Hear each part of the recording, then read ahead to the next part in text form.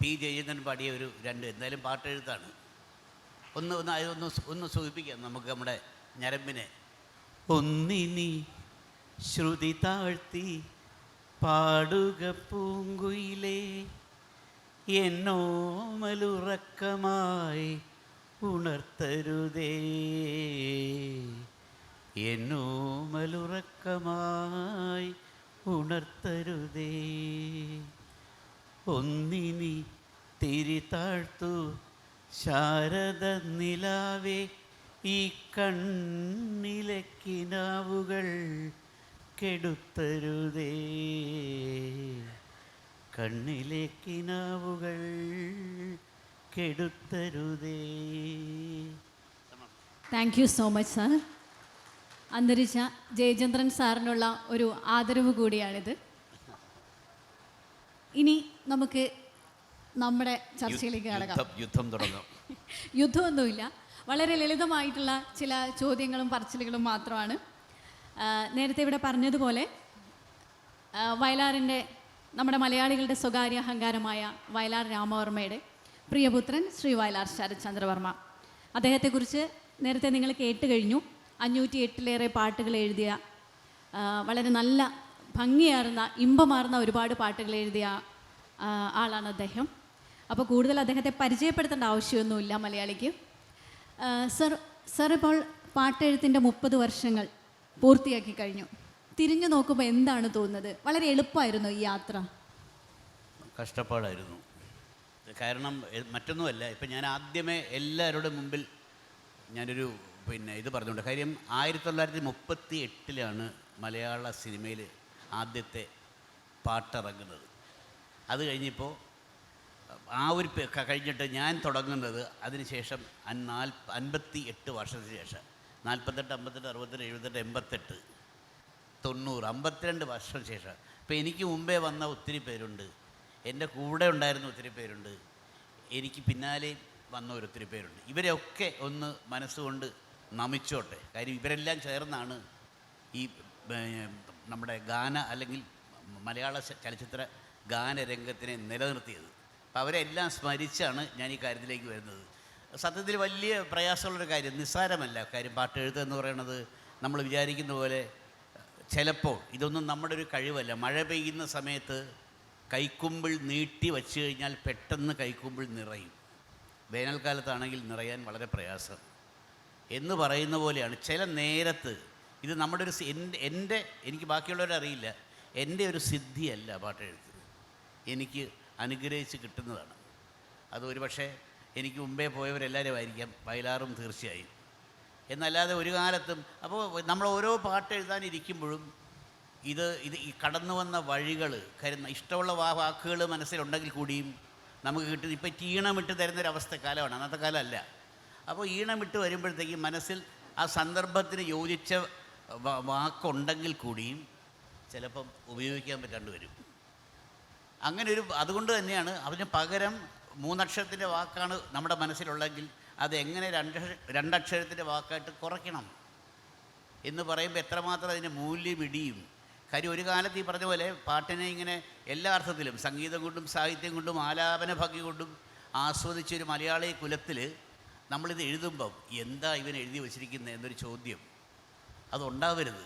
അപ്പോൾ അതുകൊണ്ട് തന്നെ ഒരു കവി എന്നതിനേക്കാൾ എന്നെ സംബന്ധിച്ച് കേട്ടോ, 2 അർത്ഥത്തിലും, വരുമാനത്തിൻ്റെ വഴിയിലും എഴുത്തിൻ്റെ പ്രയാസത്തിൻ്റെ വഴിയിലും ഒരു ഗാനരചയിതാവിനാണ് ഏറ്റവും അധികം വേദന അനുഭവിക്കുന്നത്.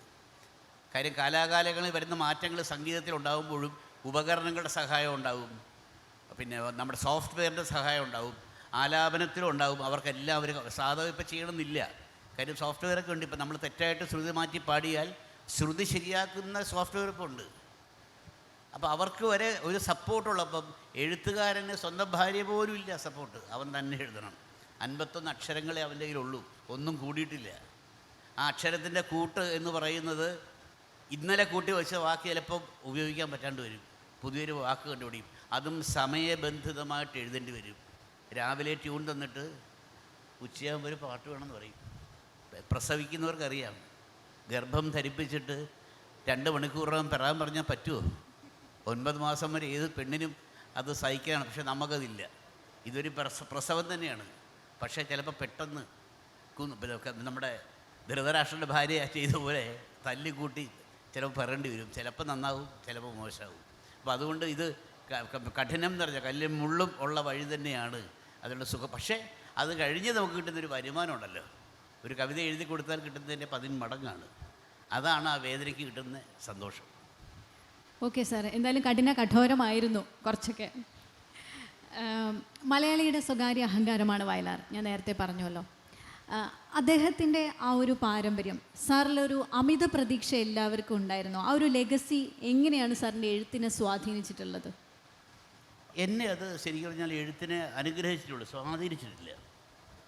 കാര്യം ഞാനൊരു കാലത്തും ഈ സിനിമയിലേക്ക് വരും എന്ന് എൻ്റെ ജീവിതത്തിൽ ഞാൻ വിചാരിച്ചതല്ല. കാര്യം ഒന്നാമതെ അച്ഛൻ്റെ മരണശേഷം എനിക്കന്ന് 15 വയസ്സേ ഉള്ളൂ. നിങ്ങൾക്ക് എല്ലാവർക്കും അറിയാവുന്നവർക്ക് കേട്ടോ. 10ാം ക്ലാസ്സിൽ പഠിക്കുന്നൊരു പയ്യനാണ് ഞാൻ വയലാർ മരിക്കുമ്പോൾ.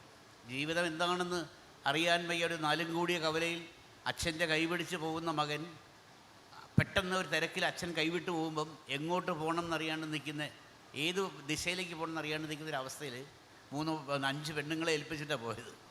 ഇതെല്ലാം പറഞ്ഞിട്ടുള്ള കഥയാണ്, എങ്കിലും ഞാൻ വീണ്ടും പറയുന്നേ ഉള്ളൂ. മുത്തശ്ശിയമ്മ, അമ്മ, 3 സഹോദരിമാരെ ഇളയത്. ഇനി അതിൻ്റെ ഒരു കഥ പറയട്ടെ. ഞാൻ പലപ്പോഴും പറഞ്ഞിട്ടുള്ളതാണ്, എങ്കിലും ഞാൻ പ്രിയ ചോദിച്ചുകൊണ്ട് പറയാം. 450 രൂപയായിരുന്നു അന്ന് മിച്ചം വരുമാനം.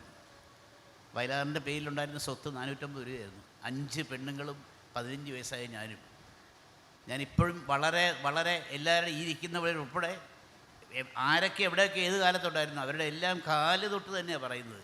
ഇന്നിവിടെ ഇരിക്കാൻ എനിക്ക് ഭാഗ്യം ഉണ്ടായെങ്കിൽ അന്ന് മലയാളി വയലാർ കുടുംബത്തിനെ സഹായിച്ചതിൻ്റെ പേരിൽ തന്നെയാണ്. ആ കടപ്പാട് ഏത് വേദിയിലും ഒരു നാണവും ഇല്ലാണ്ട് ഞാൻ പറയും, അല്ലെങ്കിൽ ഞാനിവിടെ ഇരിക്കില്ല. അപ്പം അങ്ങനെയുള്ള സമയത്തൊന്നും നമ്മളൊരു സിനിമയെക്കുറിച്ചോ പാട്ടെഴുതിനെക്കുറിച്ചോ എന്തിനെ പ്രേമിക്കാൻ പോലും മനസ്സ് വരാത്തൊരു പ്രായമാണ്. ആ സമയത്തല്ലേ പ്രേമിക്കേണ്ടത് നമ്മളല്ലേ? കൗമാരം കഴിഞ്ഞിട്ട് നമ്മുടെ ഇത് കഴിഞ്ഞ് 15 വയസ്സ് 11 വയസ്സ് 16 വയസ്സിലൊക്കെയാണല്ലോ പെണ്ണിനെ കാണുമ്പോൾ ഇഷ്ടം തോന്നുന്നത്. ആ സമയത്ത് എങ്ങാനും ഒരു കണ്ണ് തെറ്റിയിട്ട് പിന്നെ പെണ്ണിൻ്റെ മനസ്സിലേക്കോ അല്ലെങ്കിൽ പെണ്ണിൻ്റെ മുഖത്തേക്കോ കണ്ണ് പറ്റിയാൽ വയലാറിൻ്റെ മകൻ വായി നോക്കി എന്ന് പറയുന്നൊരു സ്ഥിതിയില്ലേ. പിന്നെ സഹോദരിമാരുടെ 3 പേരുടെ ജീവിതം, ഇതൊക്കെ ബലി കഴിച്ച് വളരെ സ്വസ്ഥമായിട്ട് കഴിഞ്ഞൊരു പ്രായത്തിൽ ആരെക്കുറിച്ച് പാട്ട് എഴുതും പ്രിയ?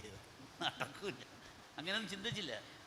പിന്നെ പറഞ്ഞു കേട്ടിട്ടുണ്ട്, ജി ദേവരാജൻ മാസ്റ്റർ തന്നെ പറഞ്ഞു കേട്ടതാണ്, അച്ഛന് വയലാറിന് മകൻ എഴുത്തിലേക്ക് വരണമെന്നുള്ള ആഗ്രഹം ഉണ്ടായിരുന്നില്ല, അതുകൊണ്ട് തന്നെ മലയാളമോ സംസ്കൃതമോ പഠിപ്പിച്ചിട്ടില്ല എന്ന്. എത്രത്തോളം സത്യമാണ്? വളരെ സത്യമാണ്, വളരെ സത്യമാണ്. കാര്യം എന്ന് വെച്ചാൽ ഇപ്പം നമ്മൾ പറയുമ്പോഴത്തേക്ക് പല ഘടകങ്ങൾ വരും. ഇപ്പോൾ അച്ഛൻ്റെ ഒരു ജീവിതകാലം, അച്ഛൻ്റെ ബാല്യകാലം എന്ന് പറഞ്ഞാൽ പഴയ ആചാരപ്രകാരം ജീവിച്ച പഴയ നാലുകെട്ടായിരുന്നു. പൂണൂലുള്ളവർ മാത്രം വീട്ടിൽ കയറിയാൽ മതി എന്ന് പറയുന്നൊരു കാലഘട്ടം. ആ സമയത്ത് നിത്യപൂജ മാത്രം നടക്കുകയും അല്ലാത്ത ഒരാളോ അന്ന് വീട്ടിൽ കയറില്ല. അച്ഛൻ്റെ ബാല്യത്തിൽ കേട്ടോ, അവിടെയാണ് അച്ഛൻ്റെ ഒരു സമരം നടന്നത്. വായിക്കാൻ വരുന്ന ആൾക്കാരെ വിളിച്ച് വീട്ടിൽ കയറ്റുകയും, പക്ഷെ ഒറ്റ കാര്യമുണ്ട്, അതുകൊണ്ട് വീട്ടിൽ ആധാർ കാർഡ് പോലെ ഉള്ളത് പൂണൂലാണ്. പൂണുള്ളവൻ മാത്രമേ വീട്ടിൽ കയറാവൂ എന്ന് പറയുന്നതിന് ചട്ടം കെട്ടി പുറത്ത് ആളെ നിർത്തും, തോർത്ത് മേടിച്ച് കൊടുക്കും. എന്നിട്ട് 2 നൂലെടുത്ത് ഇഴ പോലെ ചേർത്ത് പൂണൂര് എൻ്റെ രീതിയിൽ ഇടിച്ച് വീട്ടിൽ കയറ്റും. മുത്തശ്ശിയമ്മ നോക്കുമ്പോഴത്തേക്ക് പൂണൂരുള്ളവൻ മതി. അങ്ങനെ വലിയൊരു ചർച്ച നടക്കുന്ന സമയത്ത് അന്നത്തെ പുരോഗമന ചർച്ചയാണ്. വായിക്കുന്നവർ ഇന്ന് ചേർന്നിരുന്ന് വർത്തമാനം പറയുന്നൊരു കാലം. അതിനു മുമ്പ് വായനയൊന്നുമില്ലല്ലോ. കാരണവർ പറയുന്ന അതുപോലെ കേട്ട് അനുസരിച്ച് ജീവിക്കുക എന്നുള്ളൊരു വളരെ കഷ്ടപ്പെട്ടൊരു പഴയ അന്തരീക്ഷത്തിലായിരുന്നു വയലാറിൻ്റെ ബാല്യം.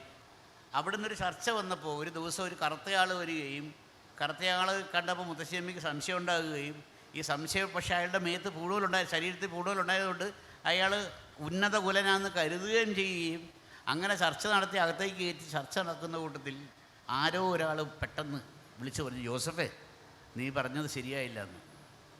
ആ ഒരൊറ്റ ചോദ്യം ആണ് വയലാറിനെ വയലാറാക്കിയത്. അവിടെ വെച്ച് തുടങ്ങി അമ്മയും മകനും തമ്മിലുള്ള ബന്ധമില്ലായ്മ. അങ്ങനെ പുതിയൊരു മുറി പണിതു. ആയിഷ എന്നുള്ള പുസ്തകത്തിന് കിട്ടിയ പൈസ കൊണ്ടൊരു മുറി പണിതു. മുത്തശ്ശിയമ്മയുടെ ആചാരത്തിനെ ചോദ്യം ചെയ്യാണ്ട് അച്ഛൻ്റെ ആചാര വഴിയിലൂടെ നീങ്ങി, പുതിയൊരു യുഗത്തിൻ്റെ ഭാഗമായിട്ട് നീങ്ങി. അങ്ങനെ വന്ന് ഇരുന്ന സമയത്താണ് മകനും കൂടെ ഇനി ആ ഒരു പാരമ്പര്യത്തിലേക്ക് മാത്രം ഒതുങ്ങിപ്പോവരുത്, ആ ഒരു സംസ്കാരം മാത്രം, പുറത്തൊരു ലോകമുണ്ട്. എന്നെ 2ാം ക്ലാസ്സിൽ ബോർഡിങ് ചേർത്തു, വീട്ടിൽ നിർത്തിയില്ല.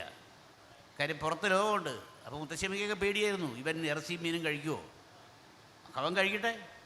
അങ്ങനെ എന്നെ അവിടുന്ന് പുറത്ത് ചാടിച്ച് സംസ്കൃതമൊക്കെ പഠിപ്പിക്കുന്നതിൻ്റെ പ്രധാന കാര്യം ഞാൻ ഈ പാരമ്പര്യത്തിൻ്റെ വയലാർ അതിൽ നിന്ന് എങ്ങനെ രക്ഷപ്പെട്ടോ അതിലേക്ക് വീണ്ടും മകൻ കുടുങ്ങരുത് എന്നോർത്ത് മാത്രമാണ് അങ്ങനെ സിനിമയിലേക്ക് വിടുക എന്നുള്ളതല്ല, ഈ പാരമ്പര്യത്തിൽ ഒതുങ്ങരുത്, അതിന് പുറത്തേക്ക് വരണം. പിന്നീട് എപ്പോഴാണ് മലയാളം പഠിക്കുകയും എഴുത്തിലേക്കൊക്കെ അല്ലെങ്കിൽ അച്ഛൻ്റെ പാത പിന്തുടരാമെന്നുള്ളൊരു തീരുമാനത്തിലെത്തിയത്? ഒട്ടും താല്പര്യമില്ലായിരുന്നു. കാര്യം വെച്ചാൽ ഞാനത് കഴിഞ്ഞ് ജോലി ചെയ്തത് വീട്ടിനടുത്ത് തന്നെയാണ്. ഞാൻ നേരത്തെ പറഞ്ഞല്ലോ 15 വയസ്സുള്ളൊരു പയ്യനായതുകൊണ്ട് എനിക്ക് വീട്ടിൻ്റെ കടമ ചെയ്തേ മതിയാവുള്ളൂ. മറ്റൊന്നിനും പിന്നെ ഒരു സൗന്ദര്യം ആസ്വദിക്കാനുള്ള യോഗമില്ലാത്തൊരു കാലഘട്ടത്തിലായിരുന്നു ഞാൻ ജീവിച്ചിരുന്നതും. അപ്പോഴാണ് ആ സമയത്ത് എനിക്ക് ജോലി വേണം. കാര്യം ഞങ്ങൾക്ക് എല്ലാവരും കൂടെ പഠിക്കാൻ പറ്റാത്ത സാഹചര്യമായിരുന്നു വീട്ടിൽ. അപ്പോൾ അങ്ങനെ വന്നപ്പോഴത്തേക്ക് ഞാൻ എൻ്റെ പഠിത്തം നിർത്തി ജോലിക്ക് പോയി.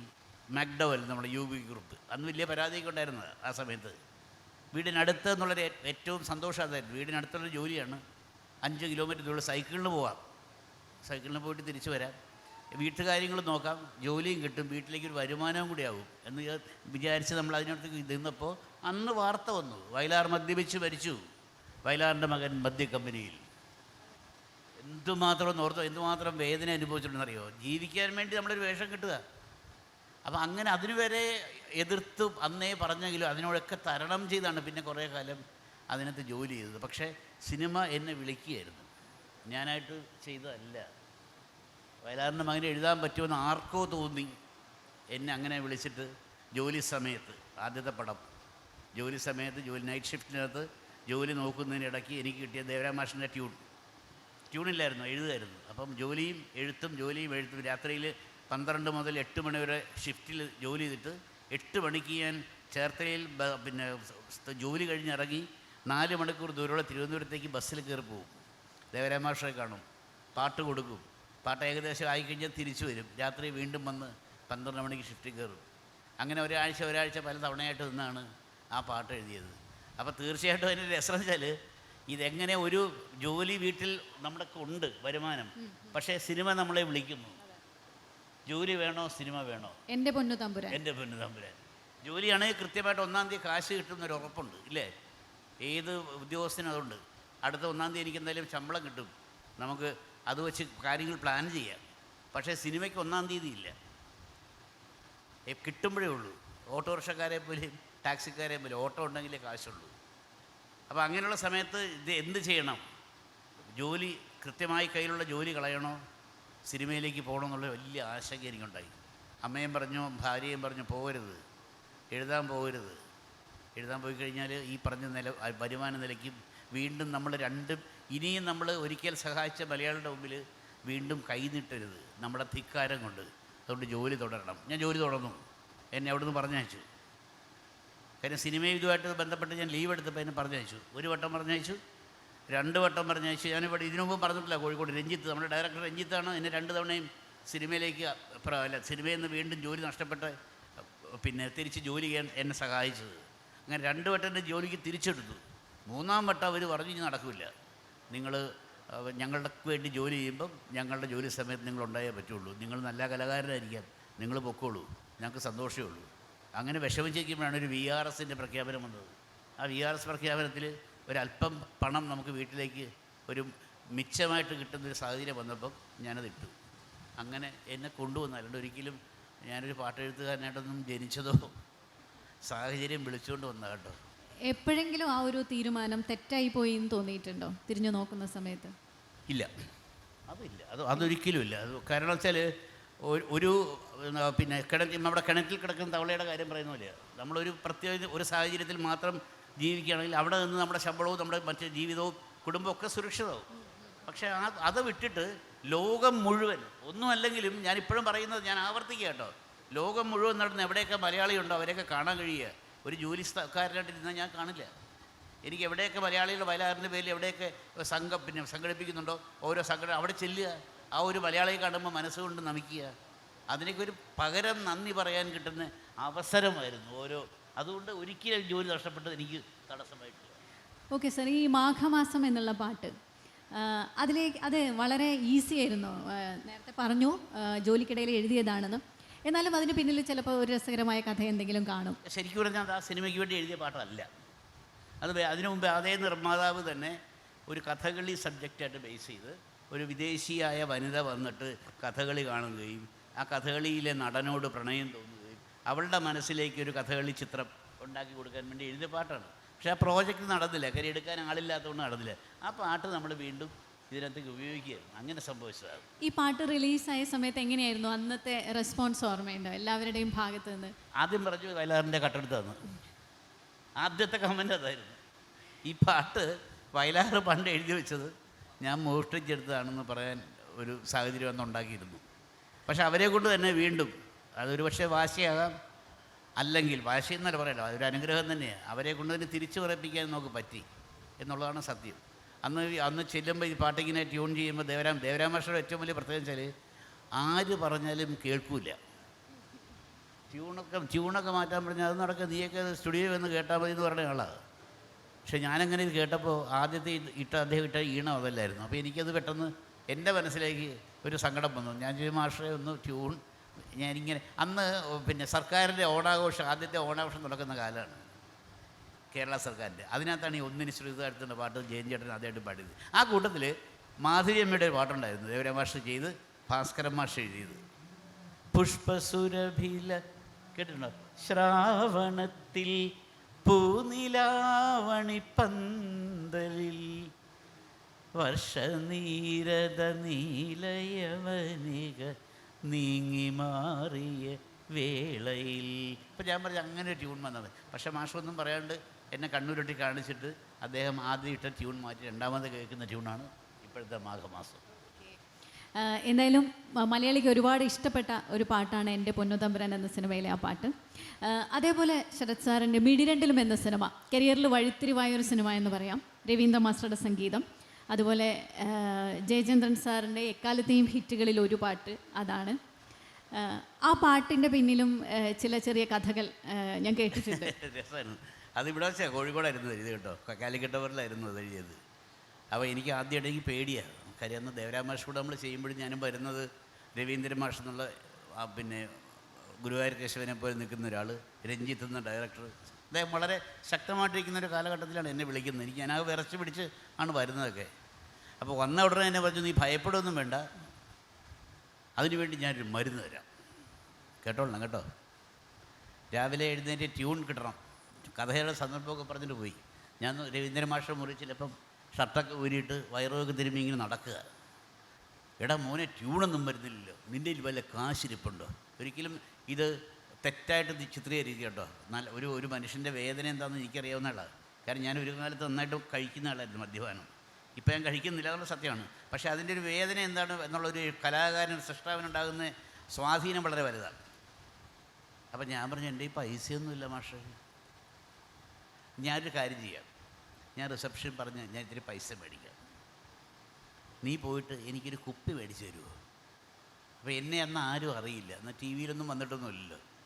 അങ്ങനെ ജീവിതത്തിൽ ആദ്യമായിട്ട് ഒരു പാട്ട് എഴുതാൻ തുടങ്ങുന്നതിന് മുമ്പേ സംഗീത സംവിധായകൻ രവീന്ദ്രൻ മാഷർക്ക് കാലിക്കട്ട് അവനടുത്തുള്ള KSBCയുടെ ക്യൂവിൽ ഏറ്റവും ആദ്യം നിന്ന് ഒരു ഹണീബി ബ്രാൻഡി മേടിച്ചു കൊടുത്തത്. അന്നങ്ങനെ അതുകൊണ്ടല്ലേ കേട്ടോ, അന്ന് 2 ട്യൂണുണ്ടായി. ആ 2 ട്യൂണും പിറ്റേ ദിവസം എഴുതി കൊടുക്കാൻ പറ്റി. തുടക്കത്തിന് അതെല്ലാം ഉണ്ട്. കടലിലെ ഓളവും ഈ ഓളത്തിനകത്ത് ഏതൊക്കെയാണ്, സങ്കടത്തിൻ്റെ കണ്ണീരുണ്ടോ, സന്തോഷത്തിൻ്റെ പിന്നെ നീരാണോ എന്നറിയില്ല. ഒരു പാട്ടുണ്ടാകുമ്പോൾ പലതും ഉണ്ടാകും. അതിനകത്ത് സങ്കടം ഉണ്ടാവും, ഇഷ്ടപ്പെടുന്നുണ്ടാവും, ഇഷ്ടപ്പെടാത്തതുണ്ടാവും. പക്ഷേ പാട്ടുണ്ടാകണം എന്നുള്ളതാണ്. അപ്പം അതിൻ്റെ കൂട്ടത്തിൽ ഉണ്ടായതാണെന്നുള്ള രീതിയിൽ മാത്രം വിചാരിച്ചാൽ മതി കേട്ടോ. അതേപോലെ തന്നെ എന്തിനായി നിൻ ഈടം അത് ഞാൻ പറഞ്ഞിട്ടുണ്ടാക്കാതെ പലപ്പോഴും പറഞ്ഞിട്ടുള്ള അത് എന്തിനായി നിൻ്റെ ഇടം കണ്ണിൻ തടന്നൊടിച്ചു പറഞ്ഞത് നമ്മുടെ നാട്ടുകാരാണോ? അത് അല്ല, രവിചേട്ടനല്ലേ ആണോ അപ്പുറം മൊട്ടത്തില? രവിചേട്ടനാണോ? സോറി, എൻ്റെ നാട്ടിൽ ഇതുപോലെ ഒരാളുണ്ട്. ഞാൻ പെട്ടെന്ന് അദ്ദേഹത്തെ കണ്ടപ്പം രവിചേട്ടനാണെന്ന് വിചാരിച്ചു പോയി. അതിങ്ങനെ പെട്ടെന്ന് ഇങ്ങനെ പറഞ്ഞ ഇപ്പോൾ അത് ശരിക്കും പറഞ്ഞാൽ ആ പ്രോജക്റ്റ് എഴുതാൻ വന്നപ്പോൾ അങ്ങനെ രണ്ടാം വട്ടം എൻ്റെ ജോലി പോകുന്നത്. മരം പെയ്യുമ്പോൾ എന്നായിരുന്നു ആ പടം എഴുതാൻ വേണ്ടിയാണ് വന്നത്. ലാലേട്ടൻ, മോഹൻലാൽ അദ്ദേഹത്തെക്കുറിച്ചിട്ട്, അഗസ്റ്റിൻ, അദ്ദേഹം കോഴിക്കോടുകാരനാണ്. അഗസ്റ്റിൻ നിർമ്മാതാവും രഞ്ജിത്ത് സംവിധായകനും രവീന്ദ്രൻ മാഷ് ഞാനും കൂടെ പാട്ട് എഴുതാൻ വേണ്ടി ആദ്യം വന്ന് അവിടെ മരം പെയ്യുമ്പോൾ നിങ്ങളൊരു പാട്ട് എഴുത്, പിന്നെ പ്രവാസി അല്ലെങ്കിൽ പുറത്തുനിന്ന് നാട്ടിലേക്ക് വരുന്ന ഒരാൾ, അദ്ദേഹം നാട് കാണുമ്പോൾ അദ്ദേഹത്തിന് തോന്നുന്നൊരു സ്നേഹം, അങ്ങനൊരു പാട്ട്. പിന്നെ മൂകാംബിക ദേവിയെക്കുറിച്ചൊരു പാട്ട്. ഇങ്ങനെ 2 പാട്ട് ചെയ്യാൻ പറഞ്ഞു. അവർ തിരുവനന്തപുരത്തേക്ക് പോയി ലാലേട്ടനെ കാണാൻ. രവീന്ദ്രൻ മാഷ് രണ്ടിനും ട്യൂൺ തന്നു, രണ്ടിനും ഞാൻ പാട്ട് എഴുതി വെച്ചു. തിരിച്ചു വന്ന് വളരെ വളരെ വളരെ നിരാശപ്പെടുത്തിക്കൊണ്ട് പറഞ്ഞു ആ പ്രോജക്റ്റ് നടക്കില്ല. അതെന്തോ അത് സാമ്പത്തികമായ പ്രശ്നം നമുക്കറിയത്തില്ല, നമുക്കറിയേണ്ട കാര്യമില്ലത്, അത് നമ്മുടെ ജോലിയല്ല. എന്ത് ചെയ്യണം? അന്നാണ് എൻ്റെ രണ്ടാമത്തെ ലീവ് എടുക്കുന്ന കാലഘട്ടവും എൻ്റെ ജോലി പോകും എന്നുള്ള ഒരു ജോലി പോയി, ഒരു തവണ പോയി. വീണ്ടും നമുക്ക് അനുവദിച്ച ലീവിൻ്റെ കാലഘട്ടം കഴിഞ്ഞു. പടത്തിന് വന്ന പടമിട്ട് ശരിയായില്ല. 2 ദിവസം കൂടി ലീവുള്ളൂ. എന്ത് ചെയ്യണം അറിയാണ്ട് വിഷമിച്ചിരിക്കുമ്പോൾ രഞ്ജിത്ത് ബോംബെയിലേക്ക് കണ്ടു പോയി കളഞ്ഞു. എന്നിട്ട് അവിടെ ചെന്നിട്ടാണ് പറയുന്നത് രാത്രിയിൽ, നീ ഒരു കാര്യം ചെയ്യും, എന്തിനായി അന്ന് നിൻ്റെ നുണക്കുഴി തെളിഞ്ഞിട്ടില്ല, മട്ടിലൊരു പാട്ട് എഴുതാൻ പറഞ്ഞു. ആ മീറ്ററിൽ അന്നു നിൻ്റെ നുണക്കുഴി തെളിഞ്ഞിട്ടില്ല, അങ്ങനെയാണ് ഞാൻ എഴുതിയത്. എന്തിനായി നിന്നിടം കണ്ണിൻ തടം തുടിച്ചു, എന്തിനായി നീ വലം കയ്യാൽ മുഖം മറച്ചു, അങ്ങനെയാണ് എഴുതി തുടങ്ങിയത്. ആ മീറ്റർ എഴുതാൻ പറഞ്ഞു. അത് എഴുതാൻ കാര്യം, എനിക്ക് 2 ദിവസം കഴിഞ്ഞ് ഞാൻ ജോലിക്ക് ചെന്നില്ലെങ്കിൽ എന്നെ ജോലിയിൽ നിന്ന് പിരിച്ചുവിടും, വീണ്ടും നഷ്ടം. ഇവിടെ വന്ന് പടവും ശരിയായില്ല, പടത്തിനകത്ത് എന്തെങ്കിലും പൈസ കിട്ടും എന്നൊരു പ്രതീക്ഷയുണ്ട്, അതും ഇല്ലാണ്ടായി, കയ്യിലുള്ള ജോലിയും പോകും. ആ സമയത്താണ് രഞ്ജിത്ത് വിളിച്ചിങ്ങനെ പറയുന്നത് ബോംബെയിൽ നിന്ന്. അപ്പോൾ ഞാൻ പെണ്ണിങ്ങനെ പേടിച്ച് ഇങ്ങനെ ഉറങ്ങുക, നിസ്സഹായനാണ്, എല്ലാം ഉണ്ട്. അപ്പോഴാണ് അച്ഛൻ്റെ ഒരു സ്വപ്നത്തിൽ വന്ന പോലെ, നീ എന്തിനാ നാണിക്കുന്നത് എന്ന്. ആ നാണിക്കുന്ന എന്നൊരു ചോദ്യമാണ് എനിക്ക് ആ വരി എഴുതാനുള്ളൊരു പ്രേരണ ഉണ്ടായത്. അങ്ങനെ ഉണ്ടായത്. അത് ഞാൻ ട്യൂൺ ചെയ്തു, എന്നെ ജോലി പോയി കേട്ടോ, ജോലി വീണ്ടും പോയി. തിരിച്ച് വന്നപ്പോഴത്തേക്ക് അടുത്ത പ്രോജക്റ്റ് വന്നപ്പോഴത്തേക്ക് വീണ്ടും ജോലി പോയി. അങ്ങനെ 2ാമത്തെ ജോലി പോയി. അവസാനം 3ാമത്തെ വട്ടമാണ്, ഇനി നീ സിനിമ എഴുതാൻ പോയാൽ ജോലിയിൽ നിന്ന് ഞങ്ങൾ പിരിച്ചുവിടും. അങ്ങനെ അവർ പിരിച്ചുവിട്ടു. പക്ഷെ പിരിച്ചുവിട്ടത് ഈ ഉർവശി ശാപം ഉപകാരം എന്ന് പറഞ്ഞ പോലെ ഇങ്ങനൊരു വഴി തുറക്കാനും ഇന്നിപ്പോൾ ഇങ്ങനെ ഇരിക്കാനില്ല. ഞാൻ മാക്ഡവലിൽ ജോലിയായിട്ട് ഇങ്ങനെ ഇരുന്നേനെ. എന്തായാലും സന്തോഷം. ഇങ്ങനെ വയലാറിൻ്റെ കുടുംബത്തിനെ സഹായിച്ച മലയാളിയുടെ അടുത്ത തലമുറ കൂടെ കാണാൻ പറ്റിയല്ലോ, അത് സന്തോഷം. അതുപോലെ വീട്ടമ്മമാരിൽ നിന്ന് ഒരുപാട് അപ്രിസിയേഷൻ കിട്ടിയ പാട്ടാണ് നമ്മുടെ വെറുതെയല്ല, വെറുതെ ഒരു ഭാര്യ, ഓങ്കാരം ശെങ്കിൽ. ജീവിതത്തിൽ ആദ്യമായിട്ട് ഭാര്യയെക്കുറിച്ച് ഓർത്തെഴുതിയ പാട്ടാണ്. ഒരൊറ്റ പ്രണയഗാനം എഴുതുമ്പോഴും ഭാര്യയുടെ മുഖം വന്നിട്ടില്ല, തെറ്റിദ്ധരിക്കരുത് കേട്ടോ. അങ്ങനെ ആരെങ്കിലും ഉണ്ടെന്ന് പറഞ്ഞാൽ അത് വെറുതെയാണ്, നുണയാണ്. കാര്യം വേറെ പലരെയും നമ്മൾ ഓർത്തിട്ടേ പാട്ട് എഴുതുകയുള്ളൂ. അങ്ങനെയാണ് പണ്ട് കാലത്ത് അച്ഛനൊക്കെ പറഞ്ഞിട്ടുണ്ട്, ഷീല അഭിനയിക്കുന്ന പരത്തിൽ പാട്ട് എഴുതാൻ ഷീലയെ ഓർത്തുകൊണ്ടിരുന്നാൽ മതി, പാട്ട് വരും. അപ്പം എന്ന് പറഞ്ഞ പോലെ ജീവിതത്തിൽ അങ്ങനെ ഒരു കഥ വന്നപ്പോൾ എന്ത് ചെയ്യണം, എന്താണ് ഭാര്യ ചെയ്യുന്നത് എന്ന് നമ്മൾ അന്വേഷിക്കണമല്ലോ. നമ്മൾ രാവിലെ 6 മണിക്ക് എഴുന്നേറ്റ് ചെല്ലുമ്പോൾ ഒരു ചായ കിട്ടും, 8 മണിയാകുമ്പോൾ ചെല്ലുമ്പോൾ ദോശയും ഇഡലിയോ എന്തെങ്കിലും കിട്ടും. ഇതൊന്നും അറിയണ്ട, ഇതിൻ്റെ കഷ്ടപ്പാട് നമ്മൾ അറിഞ്ഞിട്ടില്ല ആണുങ്ങൾ, പ്രത്യേകിച്ച് അന്ന്. എന്തെന്നാ ഇവിടെ ചെയ്യുന്നത്? അങ്ങനെ രാവിലെ 4:30 മണിക്ക് പാവ എഴുന്നേക്കും. അപ്പോൾ എനിക്ക് പാട്ട് എഴുതാനും വേണ്ടി ഞാൻ 4:45 പുറകെ എഴുന്നേക്കും. എന്നിട്ട് പോയിട്ട് അപ്പോൾ നമ്മൾ കാണുന്നത് രാവിലെ 6 മണിക്ക് ഞാൻ എഴുന്നേറ്റ് വരുമ്പം നമ്മുടെ ചായ റെഡി. ഇത് പാവം ഒരു ഫാനിൻ്റെ ചുവട്ടിൽ ഇരുന്ന് കാറ്റ് കൊള്ളുമായിരിക്കും. അപ്പം ഞാൻ ചോദിക്കും, ഇതാണല്ലേ പരിപാടി, ഇവിടെ ഒന്നിനെ സൂചിച്ച് കാറ്റ് കൊള്ളുകയല്ലേ എന്ന് ചോദിച്ച എനിക്ക് തിരുത്തേണ്ടി വന്നു. 4:45 ഞാൻ പുറകെ എഴുന്നേപ്പോൾ അടുക്കളയിലേക്ക് കയറുന്നതും അടുക്കളയിൽ ഞാൻ പുള്ളിക്കാരത്തി കാണാണ്ട് ലൈറ്റ് ഓഫ് ചെയ്ത് പുറകെ നിന്നുകൊണ്ട് കഷ്ടപ്പെടുന്നതും വേർക്കുന്നതും വീശുന്നതും ദേഷ്യപ്പെടുന്നതും ഒക്കെ ഞാൻ കാണുക. അപ്പോൾ എന്നെ കാണുന്നില്ല. അപ്പോൾ അങ്ങനെ വലിയൊരു എപ്പിസോഡ് കുറേ കഴിഞ്ഞിട്ടാണ് ഈ 6 മണിക്ക് നമ്മൾ എഴുന്നേൽക്കുമ്പം ഞാൻ കാണുന്ന ആൾ ഫാനിൻ്റെ ചുവട്ടിലിരിക്കുന്നത്. അതിനുമുമ്പ് വലിയൊരു ജോലിയുടെ വളരെ വലിയ തിരക്ക് കഴിഞ്ഞിട്ട്, അതാണ് ഓങ്കാരം ശങ്കിൽ ചേരുമ്പോൾ ഈറൻ മാറുന്ന വെൺമലരെന്ന് എഴുതാൻ അമ്പലത്തിലെ ശംഖ് വിളിക്ക് മുമ്പ് ഈ പാവ എഴുന്നേക്കും. ദേവൻ എഴുന്നേക്ക്, ദേവനെ ഉടത്തിന് മുമ്പ് ഈ ഭാര്യ എഴുന്നേക്കുകയാണ് നമുക്ക് വേണ്ടി, എൻ്റെ കുഞ്ഞിന് വേണ്ടി, എനിക്ക് വേണ്ടി. അപ്പം ഞാനത് കണ്ടിട്ട് അന്നേരം വരെ തുടങ്ങുന്ന പരിപാടിയാണ്. അപ്പം ഞാനിത് കൃത്യമായിട്ട് ഓരോന്നും ഒബ്സർവ് ചെയ്ത് ആ ഭാര്യയെ കണ്ടുകൊണ്ട് എഴുതിയ പാട്ടാണത്. എനിക്കത് കഴിഞ്ഞ് കിട്ടിയത് ഏറ്റവും വലിയ സന്തോഷം വെച്ചാൽ കുറേ വീട്ടമ്മമാരെന്നെ വിളിച്ചു ആ കാലഘട്ടത്തിലുണ്ടായിരുന്നു. ഞങ്ങളിപ്പം അടുക്കളയിൽ ഈ പാട്ട് വച്ചുകൊണ്ടാണ് ജോലി ചെയ്യുന്നത്. ശരത്ത് അല്ലെങ്കിൽ ശരത്ത് ചേട്ടൻ അല്ലെങ്കിൽ ശരത്ത് സാറെന്നൊക്കെ വിളിക്കുന്നവരുണ്ട്. സാറിൻ്റെയൊക്കെ വീട്ടിലും ഭാര്യയ്ക്ക് ഇത്രയും കഷ്ടപ്പാടുണ്ടല്ലേ, അയ്യോ അത് ഞങ്ങൾക്ക് കേൾക്കുമ്പോൾ മറ്റൊരാൾ ഇന്നെപ്പോലെ കഷ്ടപ്പെടുന്നുണ്ട് എന്നുള്ള ഒരു ആശ്വാസം, ഒരു മരുന്ന്. അപ്പോൾ ഈ പാട്ട് വെച്ചുകൊണ്ട് ജോലി ചെയ്യുമ്പം ഞങ്ങൾക്ക് ആശ്വാസം കിട്ടും എന്ന് പറയുന്നത് കിട്ടും. അന്നേരം നമുക്കുണ്ടാകുന്നൊരു ഭാര്യ എന്തുമാത്രം വലിയ മാതൃകയായിരുന്നു എന്ന് തോന്നുന്നതൊക്കെ അപ്പോഴായിരുന്നു. അതുവരെയൊക്കെ നമ്മൾ വലിയ മേധാവിത്വമൊക്കെ പറഞ്ഞിട്ട് ഞാൻ കൊണ്ടുവരുന്ന കാശ് കൊണ്ടല്ലേ നീ കഴിയുന്നത് എന്നുള്ള ചോദ്യത്തിൽ നിന്ന് യാതൊരു പ്രസക്തിയില്ലെന്നാണ് മനസ്സിലായത്. ആ സീനിൽ വല്ല മാറ്റവും വന്നോ വീട്ടിലിപ്പോൾ? ആ സീനിൽ ഇപ്പോഴെന്തെങ്കിലും മാറ്റം വന്നിട്ടുണ്ടോ വീട്ടിൽ? ഇപ്പം കുറച്ചുകൂടെ സ്നേഹം കൂടി അതിനോട്. കാര്യം വയസ്സായി വരികയാണ്. നമുക്കിപ്പോൾ കാമുകിമാരുടെ എണ്ണം കുറഞ്ഞു, വയസ്സാകുകയാണല്ലോ. ഇതൊക്കെ വിട്ടുപോകും. കടൽ പറ്റി കരയാകും, കര പിന്നെ കടലാകും, കഥ ചെയ്ത് തുടർന്ന് വരുന്നതില്ലേ ബാക്കി ഉണ്ടാകുന്ന ഇതേ ഉണ്ടാവുള്ളൂ. ശരീരത്തിന് ആരോഗ്യവും സൗന്ദര്യമൊക്കെ ഉള്ളപ്പോൾ പലരും ഉണ്ടാവും കാണാനും നോക്കാനും ഒക്കെ. പക്ഷേ ഒരു വേദനയും കാര്യം വരുമ്പം അത് തിരുമ്മി തരാനും അല്ലേ ഓക്കെ സർ, ആ തിരിച്ചറിവുണ്ട്. നല്ല പാട്ടുകൾ ഇന്നത്തെ കാലത്ത് സംഭവിക്കുന്നില്ല എന്ന് പൊതുവെ ഒരു അഭിപ്രായമുണ്ട്. എന്തുകൊണ്ടാണ് മലയാളിക്ക് പാട്ടുകളുടെ വസന്തം അന്യം നിന്ന് പോകുന്നത്? അങ്ങനെ സാർ വിലയിരുത്തുന്നുണ്ടോ? എന്താണ് അക്കാര്യത്തിൽ അഭിപ്രായം? തീർച്ചയായും വിലയിരുത്തുന്നുണ്ട്. കാര്യം നമ്മൾ വേറൊന്നുമല്ല, കാലത്തിൻ്റെ മാറ്റം. ഇപ്പം ഞാൻ എന്നെ സംബന്ധിച്ചിട്ട് ഞാൻ കേട്ട് ശീലിച്ചത് മുഴുവൻ പഴയ പാട്ടാണ്. പഴയ തലമുറയുടെ ആൾ, സംഗീതവും ആലാപനവും ഭാഷയും. കാര്യം യേശുദാസ്, ജയചന്ദ്രൻ, സുശീല, ജാനകിയമ്മ തുടങ്ങിയ വലിയൊരു നല്ല ആലാപന രീതിയും, പിന്നെ ഭാസ്കരൻ മാഷോ, ഇന്ത്യ വയലാർ, ശ്രീകുമാരൻ തമ്പി, യൂസഫ് അലി കച്ചേരി എന്ന് തുടങ്ങിയ ഒരു കാലഘട്ടത്തിൽ ബിച്ചു തിരുമല വരെ ആ കാലഘട്ടത്തിൽ ഇതിൻ്റെ ലയം നമ്മൾ കണ്ടിട്ടുണ്ട്. പാട്ടും ഭാഷയും തമ്മിൽ അതിനിങ്ങനെ ഇഷ്ടപ്പെട്ട് അപ്പോൾ ഞാൻ ഒരു ചെറിയ ഉദാഹരണം പറയാം. കാവാല എഴുതിയ പാട്ടാണ്. പുലരിത്തൂ മഞ്ഞുത്തുള്ളിയിൽ, കേട്ടിട്ടില്ലേ? പുഞ്ചിരിട്ടു പ്രപഞ്ചം ഭാരം താങ്ങാനരുതാതെ നീർമണി വീണുടഞ്ഞു. ആ വാക്കിൻ്റെ അർത്ഥം കണ്ടോ?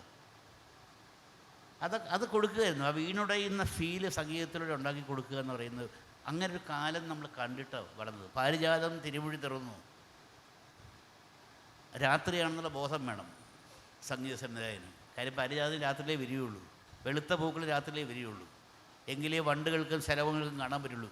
ഈ കറുത്ത നിറോ ചുവന്ന നിറാണെങ്കിൽ അത്രയും കാണാൻ പറ്റില്ല. അപ്പം രാത്രിയാണ് എന്നുള്ള ബോധം ആദ്യം വേണം.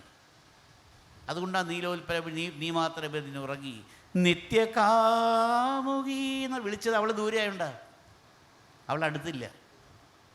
ഈ കാമുകൻ എന്ന് പറയുന്ന ആളുടെ മനസ്സിലേക്ക് പാരിജാതം വരുന്നത് കാണുമ്പോൾ ഇവിടെ അടുത്തില്ലാത്തതുകൊണ്ട് ഞാൻ നിത്യകാമുകി എന്ന് പറയുന്ന പോലെ ഇത് തമ്മിൽ ലയം ഉണ്ടായിരുന്നൊരു കാലഘട്ടത്തിലാണ്. വാക്കിൻ്റെ ഭാവം കണ്ടിട്ട് സംഗീതം ചെയ്യുകയും അത് പാടുകയും ചെയ്തൊരു കാലഘട്ടത്തിൽ നിന്ന് ഈണം തരുന്നൊരവസ്ഥയിലേക്ക് വന്നു. അപ്പോൾ ഉത്തരവാദിത്തം എഴുത്തുകാരന് കൂടി. മറ്റേത് ഇപ്പോൾ സംഗീത സംവിധാനമായിരുന്നു ജോലിക്കൂടൽ. ഇതിൻ്റെ ഭാവം കൊടുക്കുക, ഇപ്പറഞ്ഞ വീണുടഞ്ഞു എന്നുള്ളത് മുകളിലോട്ട് പോകരുത് എന്നുള്ള ഉത്തരവാദിത്തം സംഗീത സംവിധാനം. ഇതിപ്പോൾ അത് കഴിഞ്ഞപ്പോൾ ഞങ്ങൾക്കായി ഉത്തരവാദിത്തം, എഴുത്തുകാരനായി. അപ്പോൾ അങ്ങനെ വന്നപ്പോൾ കാലം മാറി വന്നു. നമ്മുടെ ഭാഷ അന്തർദേശീയ തലത്തിലേക്ക് പോയി. പല ഈണങ്ങളും നമുക്ക് ഇങ്ങോട്ട് വരാൻ തുടങ്ങി. അന്ന് ആ ഒരു കാലഘട്ടത്തിൽ ഈ കേരളം മാത്രത്തിൽ നിന്നൊരു, അല്ലെങ്കിൽ മലയാളിക്ക് മാത്രം ഉണ്ടായിരുന്നത് മറ്റ് ഭാഷയിൽ നിന്ന് ഈണം വരും. ആദ്യം തുടങ്ങിയത് അങ്ങനെയാണ്. ഹിന്ദി പാട്ടിൻ്റെ ട്യൂണിലാണ് മലയാളമൊക്കെ തുടങ്ങിയത്.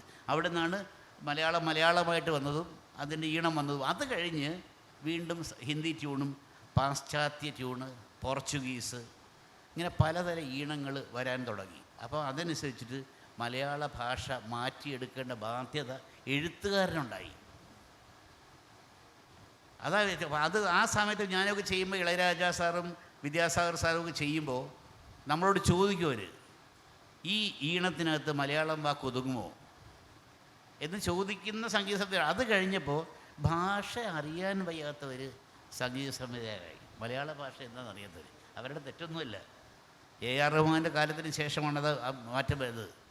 ഏത് ഈണവും അദ്ദേഹം കൊണ്ടുവന്ന് കഴിഞ്ഞപ്പോഴത്തേക്ക് ഇതിനകത്ത് ഈ മലയാളം കൊള്ളുമോ?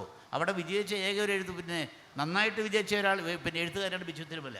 പടകാളി ചണ്ടി ചങ്കിരി പൊക്കിരി ബക് എന്തെന്ന് അല്ലേ ആ ട്യൂണിനകത്ത് അങ്ങനെ ഇത്രയും വാക്ക് ചേർത്ത് കൊടുക്കാൻ പറഞ്ഞാൽ പടകാളി ചണ്ടി ചങ്കരി പോർക്കലി, എത്ര പലരും പോക്കിരി വാക്കിരി എന്നൊക്കെയാണ് പറയുന്നത്.